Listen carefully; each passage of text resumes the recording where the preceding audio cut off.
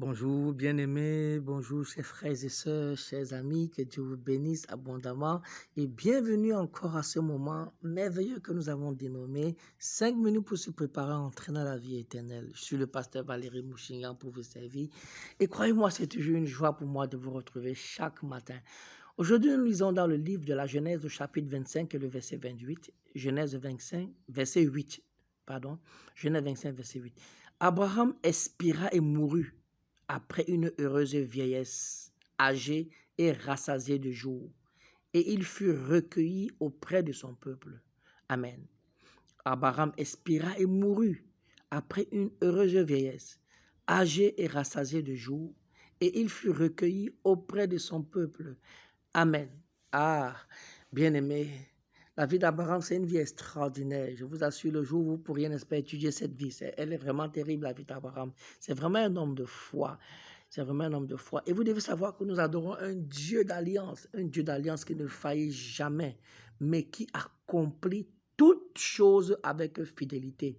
Je voudrais aussi vous dire que c'est un message d'encouragement, n'est-ce pas, que nous partageons avec vous. C'est pour que vous compreniez et vous encouragez, n'est-ce pas, à servir un Dieu d'alliance. Lorsque vous décidez d'être en alliance avec Dieu, ça veut dire que vous avez décidé de servir Dieu. Et aussi, n'est-ce pas, vous devez suivre les commandements de Dieu. Donc l'alliance, je répète encore, c'est vraiment le servir.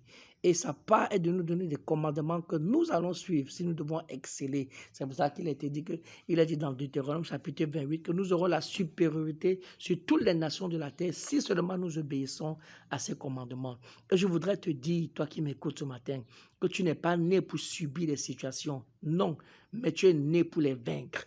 Tu es né pour avancer, pour aller de l'avant. Il est écrit dans Luc 10, 19, voici, je vous ai donné le pouvoir de marcher sur les serpents, sur les scorpions et sur toute la puissance de l'ennemi et rien ne pourra vous nuire. C'est pourquoi je déclare sur ta vie que ce mois-ci, tu es condamné à exceller dans tous les aspects de ta vie, au nom de Jésus, dans tes projets, dans ton ministère, dans ton foyer, dans ton mariage, dans l'éducation de tes enfants.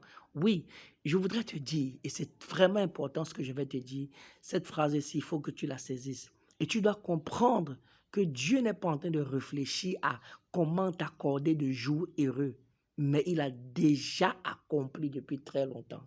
Je répète, Dieu n'est pas en train de réfléchir à voir comment est-ce que tu vas réussir, à voir comment est-ce que tu vas avancer. Non, Dieu a déjà promis à ton avancement. Il a promis à mon avancement. Il a promis à notre réussite. Écoutez, la Bible dit, car je connais les projets que j'ai formés sur vous.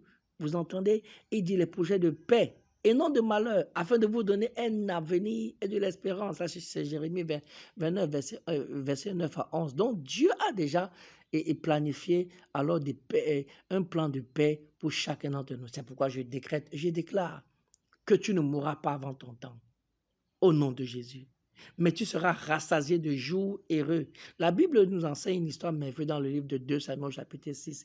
Il a dit que l'arche de l'Éternel resta 3 mois dans la maison d'Obed-Édom, au verset 11. Et l'Éternel bénit Obed-Édom et toute sa maison. Vous entendez? L'arche, c'est la présence de Dieu.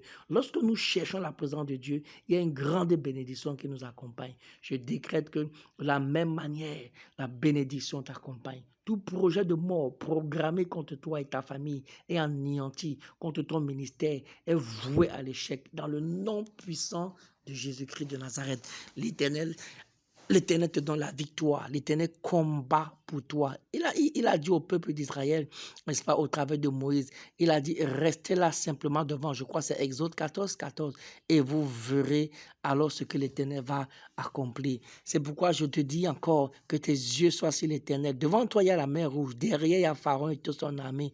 Oui, mais si tes yeux sont fixés sur l'Éternel, tu verras, la mer va se diviser en deux. Tu vas traverser et toute l'armée de Pharaon et Pharaon lui-même seront engloutis par la mer.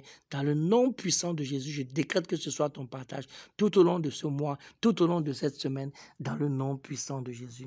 Je prie que la bonne main de l'Éternel repose sur toi, que l'Éternel t'accompagne en tout temps et en tout lieu, au nom de Jésus. Et si le Seigneur Jésus-Christ n'est pas revenu demain matin, je voudrais te dire encore, préparons-nous chaque jour à la venue du Seigneur. C'est très important.